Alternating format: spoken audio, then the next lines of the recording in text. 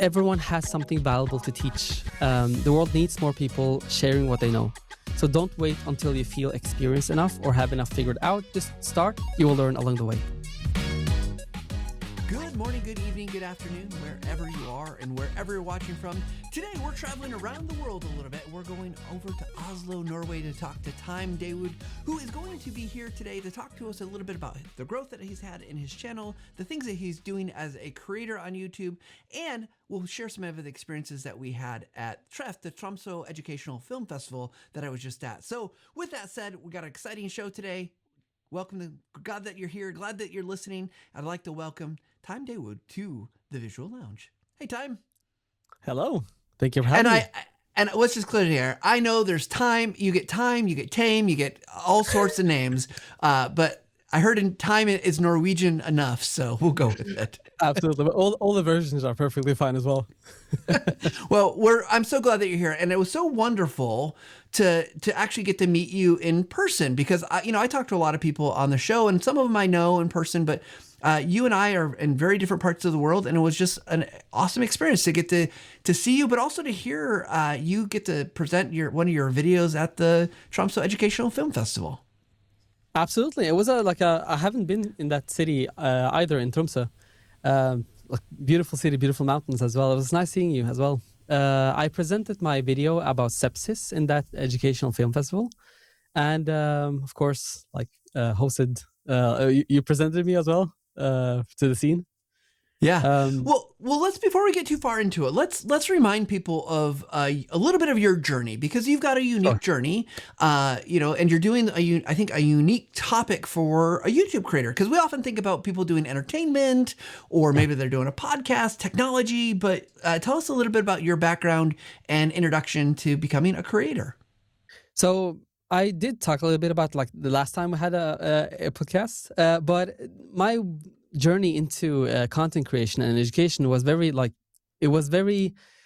coincidental, if I can say it like that. I started medicine first semester. I do have a slight dyslexia, so I had a hard time studying different subjects in the first semester of medical school. So what I did was I tried to find different ways of studying, and one way led to another. I ended up trying making simple presentations on PowerPoint and just recording my voice. Didn't have any equipments or anything. So, and the easiest way to re-listen to those recorded lessons is through just uploading it to YouTube and just listen to it when you're in the bus or train or something. I would do that before the class, and I just would listen to the video a couple of times before the class so that I'm ready for the class. And I just continued this way. So one topic after another, I just started making those lectures, and people started commenting and saying that these lectures were helpful. So I just started uploading it to YouTube, and people started commenting, saying how helpful they were. And so I just continued throughout medical school. I thought it was a nice hobby. And I genuinely felt nice doing, helping people, if it makes sense. So yeah, I just continued throughout medical school, and I was in 12th semester, graduated medicine, and got started with working as a medical doctor at the hospital. And funny enough, I thought about quitting YouTube and just focusing on medicine, just focusing on the clinical aspect of medicine, just specializing in and forgetting about YouTube, because it was always just a hobby. And then, fate has a weird way of just showing up in your life in some way or another. But I got burned out, and I was forced to take a break from medicine, and which led me just to focus. I thought, let me just see where this can go. Let me just grow YouTube, grow the educational what I started, anatomy, and I just pushed that part. I just tried to finish all the topics in anatomy. I just tried to see what more can I do. Maybe I can make written notes of those videos, and I just did that, and the YouTube just grew from there, and now it's my full-time job, and I'm happy I can help people learn or get through their exams and pass their exams with ease. Well, So yeah, I, that I, brings I more. Yeah. love this story because I think this speaks to like that natural power that video has, right? Like I think a lot of people Mm. know that there's a lot of things that video can do. It's good for a lot of things. It's not good for everything. But I love your story because you were someone who was trying to figure this out for yourself. Like you're trying to learn, like just that was your Yeah. goal, right? Just you wanted to learn. And it was video became the kind of the mechanism to help you to do that, even though it wasn't about watching the video, it was about making the video. You know, often we learn a lot when we have to teach something. So I love your story because it is just it's such a great example. And then to see that you've gone from, like just kind of random uploads to where are we at now? Are we almost 400,000 subscribers on your channel? Almost 400. Yeah. Okay, so Imagine. we need a few more people to go out and subscribe, and we'll Few get more that. people. So, in this process, what do you think have been some of the biggest lessons for you to be, being a medical doctor is impressive enough, but to become a creator, like what lessons have you learned that you think, gosh, if I'd only known towards the beginning, it would have maybe made your life a little easier. You would have been maybe able to make better videos out of the, earlier on. You make great videos. Your sepsis video is a great example of really good work. But what advice would you give?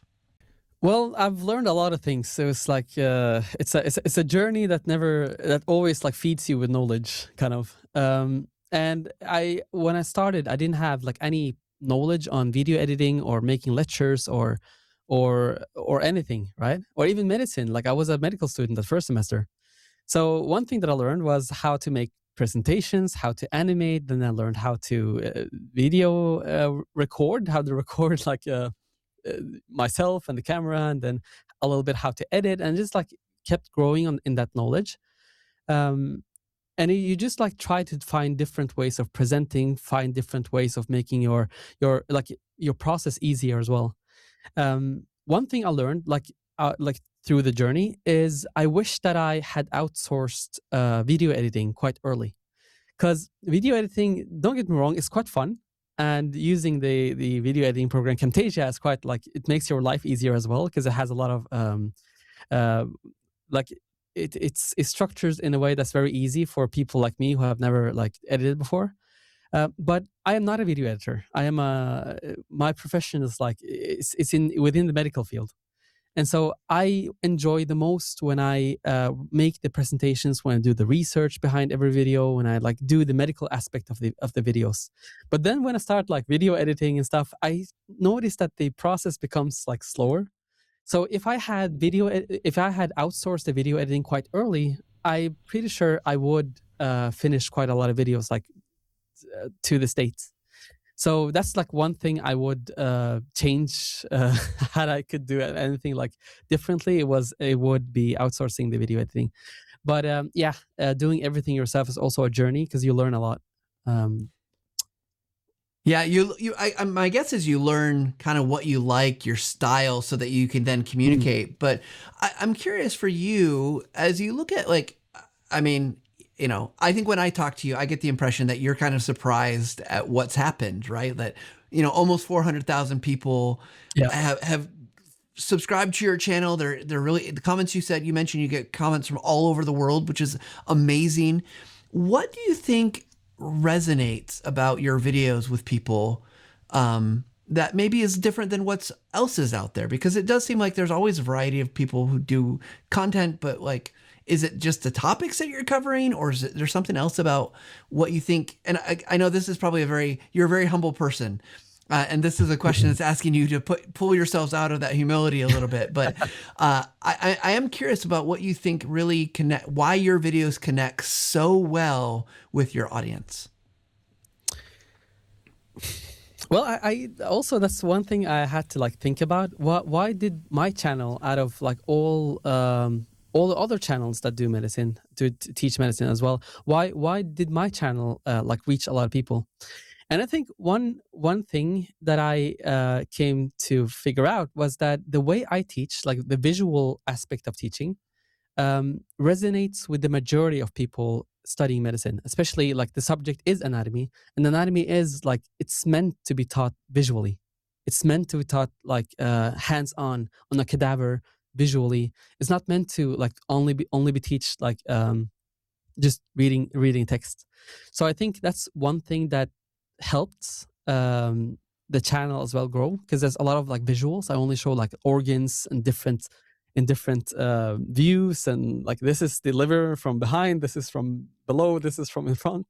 So it's as if you are holding the organ yourself and kind of studying it. That's one thing. The other thing I think, like you have to find a unique style and keep consistent with that style. So one of the lectures I have, like I've started with like black background and just showing the figures, and I just kept that style throughout all my videos. Of course, you do try to upgrade, you do try to learn better ways to present, but you just keep that same style consistent throughout your videos, and that makes the viewer like they already they can foresee what type of quality or what type of lecture they will be receiving when they click on your videos. And that's also one thing that I think helped the channel grow as well, that people recognize already how your lectures are. So that's two things I think were the main reason why my channel kind of grew the way it did. But yeah, of course, there may be like a lot of other reasons as well. Of course, we don't know what's behind all the reasons people will choose one thing over another. But I'm curious, because a lot of people who listen to this podcast are not YouTube creators. They're creating content for their university or their organization, maybe for their customers even. And I'm curious because you're teaching a subject, like I said, one, it's anatomy is very visual, but it's also incredibly complex. It's, I've never taken an anatomy class, but I've looked a little bit, and I know there's a lot going on with any system that you might be presenting. And there's a lot of nuance, and there's obviously a lot of vocabulary. So we're talking about things that are fairly complex here.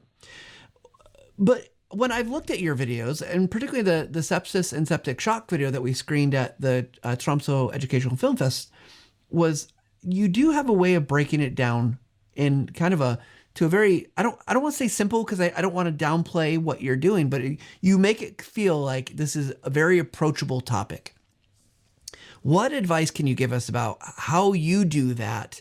And it sounds like you said something earlier that I'm kind of keying in on, is that you're not really a video guy. You're the guy that's like, I want to research and understand and learn everything, and then you want to share it. So that seems like maybe it's part of the answer, but what would you say about, again, how do you go to breaking down and approaching things so it can be simple? And is there lessons for the rest of us mere mortals? Well, one thing that I always like noticed when I was sitting in the lecture and like I had a problem with at universities was that when I listened to a lecture, I always sat there like, but why does this happen? Or why is this structure relevant? And then the lecturer would just go on and talk about the next one. And this is how the disease is, and this is how the disease is treated, and the next one. And then while he's continuing the lecture, I would go back and still like have these questions in my mind. Why do you use this medicine? Or why do you like, those are the things that I feel are the gaps that I feel are missing within lectures. So for example, you watched the sepsis video, which was presented. And I tried to make like a proper outline, like what is the most logical way to start? Well, that is, what is sepsis, right? And what is the definition of sepsis? Like the international definition of sepsis, what causes sepsis, what are the symptoms? Those are the things that I think is very important to know in the beginning. And then as a medical student or as a doctor, like how in depth would you want the symptoms to be presented? Like one of the symptoms of sepsis are hypotension, like low blood pressure. Why does sepsis cause low blood pressure? Show it, like what happens in the body, like show all the steps that happens from the beginning to end, so that you fill those gaps, and then keep that consistent. And before going on to the next section of teaching, for example, treatment, try to lead one topic into the next one by saying all the symptoms, and then saying, okay, so these are the symptoms. Let us see how we treat each of those symptoms. And you do that by doing this. So you kind of lead into the next topic. And I think that way of teaching is like you give those I don't know if they say it in English, but there's something called red thread. Is that something you say in English? Yeah. Follow the red to thread. keep like a consistent kind of, you tie everything together. So like, I'm not saying like, it's just the way I wish someone had taught me when I was in medical school, when I was studying biomedical science and medicine, and also before that in high school. And so that's the thing I try to keep consistent also throughout my videos, is just fill those gaps. Yeah, well, I appreciate it. One thing you said that I think resonated with me was particularly the show, right? It sounds like you want to make sure that it's a video being a visual medium. You want to show the impact. You want to show the outcome. You want to show the thing, not just say the thing. And I'm sure there's some amount of you just got to say things. You can't always show every little thing, but that seems like that's a really powerful piece of what you're able to do, particularly in a complex subject topic like anatomy or just medicine in general. The next question I have for you is like, and I feel like the other challenge I see inside of people making videos is they want to include everything. And it sounds like you are kind of catering to that idea, like, hey, let's fill all the gaps that we can. But is there a point where there's too much information? Do you ever run up against that? Absolutely. And I had this problem recently, actually, because when I was a student, I tried to stick only to that topic. But then after I graduated, I started like, I'm not saying that I'm like, I have been through every subject in medicine. And so you see things in a little more holistic way. So what is the relevance of this structure? So I was talking, for example, about the ear, the inner ear, or let's say, for example, the tongue, the gustation, the sense of taste. Because the gustatory organ is an anatomical organ, right? But at the same time, it's more physiological. So that's when I thought, okay, should I make the video like 7-8 minutes long and just talk about the tongue? Or should I fill in the gaps and talk about like everything related to this? And so I started scripting. Okay, this is how the tongue is anatomically. This is how the tongue works.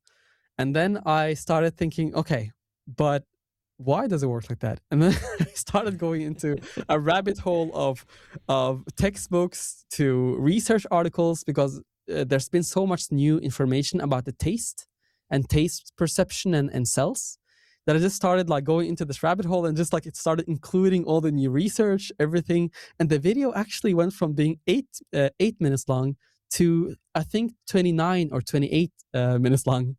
And I noticed this was too much. And so yeah, that's one thing that I learned quickly after that video when I started rewatching it, was that I really need to dial down the other like the extra stuff, kind of.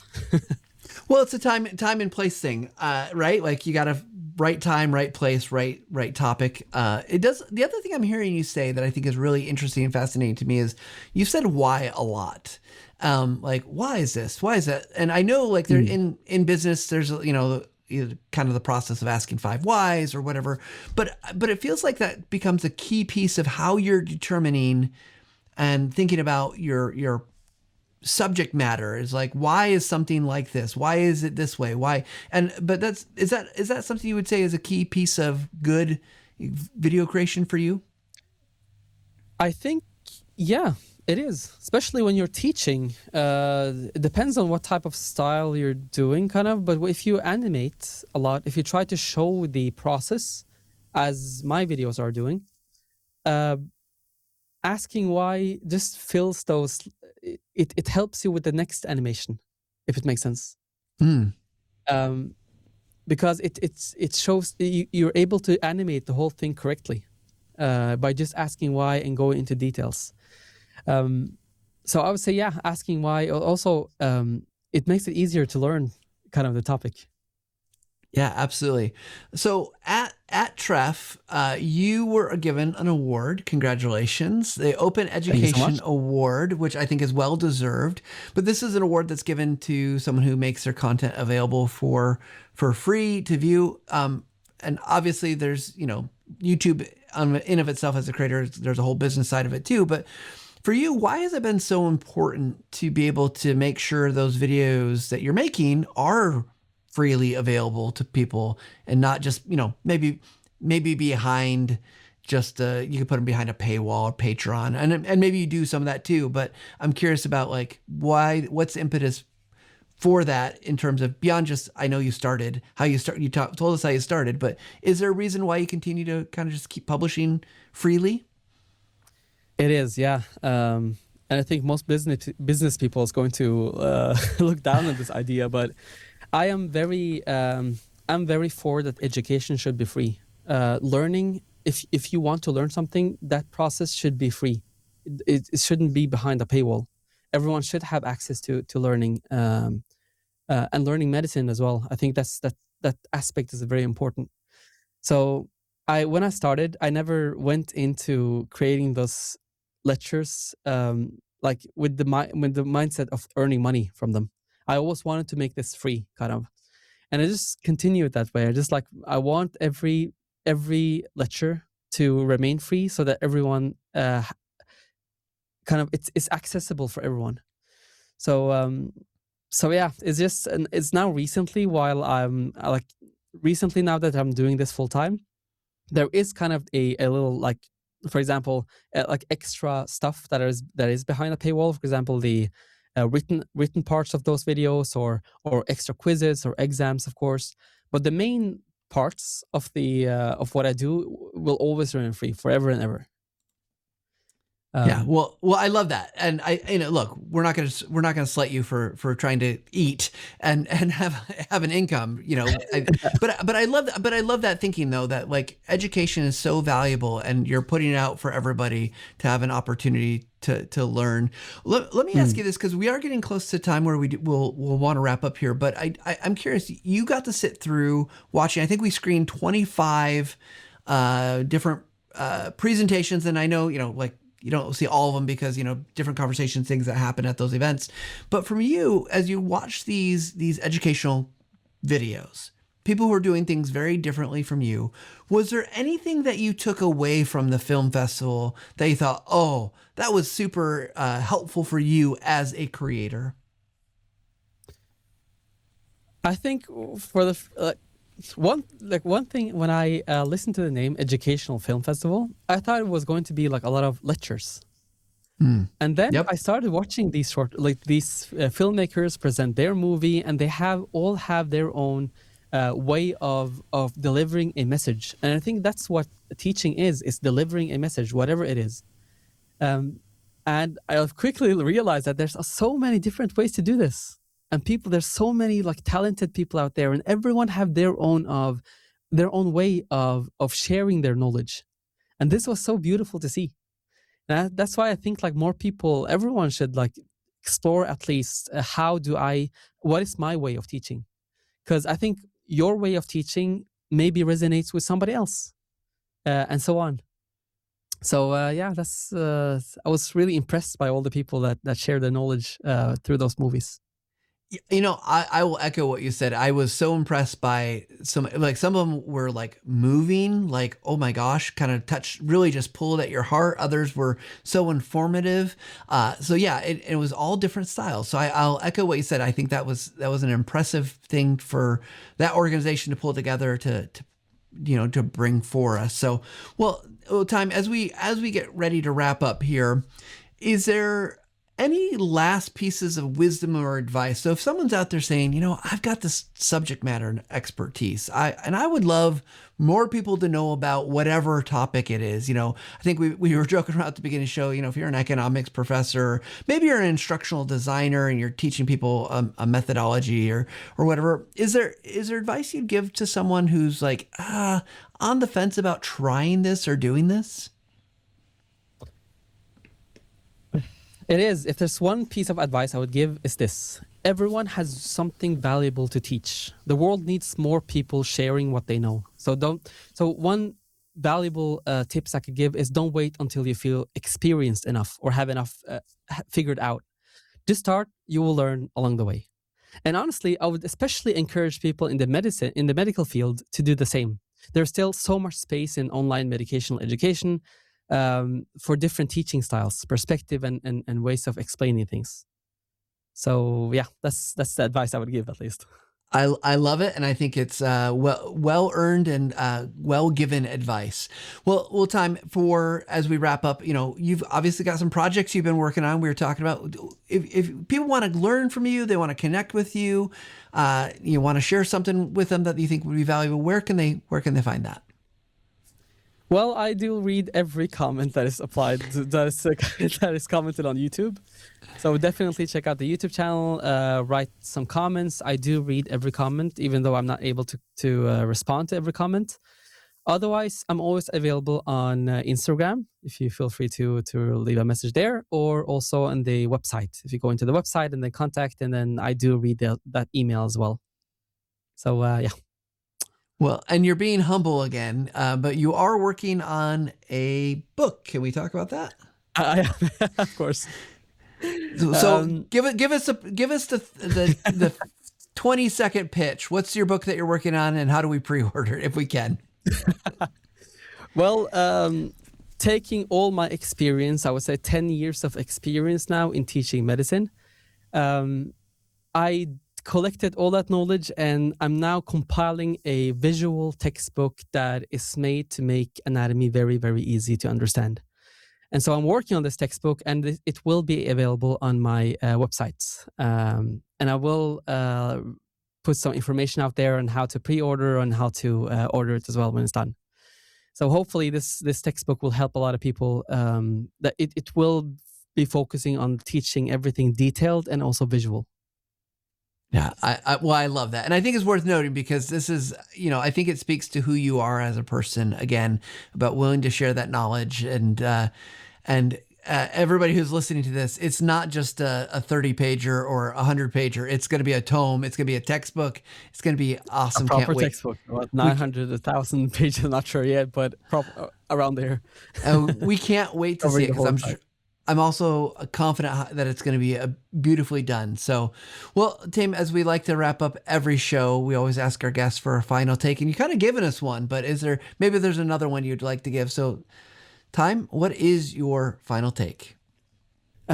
Well, I did say it in the beginning. I think I will repeat it because it's so important, is that everyone has something valuable to teach. The world needs more people sharing what they know. So don't wait until you feel experienced enough or have enough figured out. Just start, and you will learn along the way.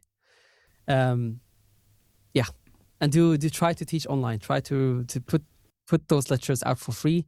Trust me, you'll get so much back when you do that.